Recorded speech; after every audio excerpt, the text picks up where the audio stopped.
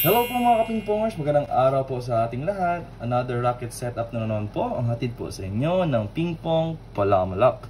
Napaka-astig po ng racket setup na ito guys, dahil ang blade niya po is ito pong all-wood blade from Yinhe. A budget mill all-wood blade galing kay Yinhe, budget mill lang pero napakasulit ng performance for its price. We have this Yinhe N5S. Ayan po ang itsura ng Yinhe N5S guys, ayan. And for its red rubber naman po, we have Jola Micron, a budget mill rubber from Jola. And for its black rubber, we have this Yinhe Maxton's Moon. Ayan. Ito po is yung pa-freebie natin na na protective adhesive film. Siyempre sinamahan din natin ito ng napaka-astig na Yinhe edge tape.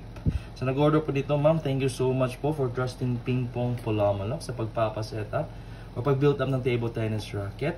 And by the way, ang raketa po ito guys is ipapaship pa natin papuntang Jimenez, Misamis Occidental.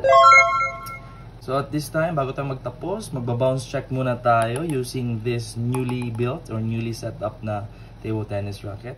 Ayan, again, Yinhe N5S together with Yinhe Moon and Jola Micron. Ayan, bounce check muna tayo guys, bounce check, bounce check.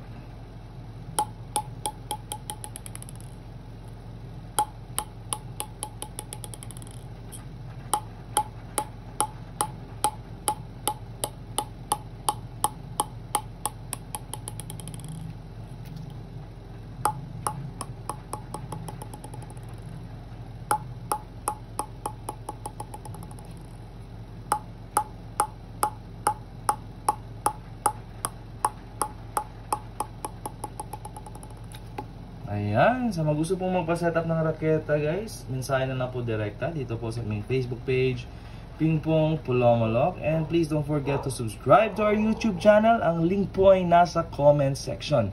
Maraming salamat po. God bless!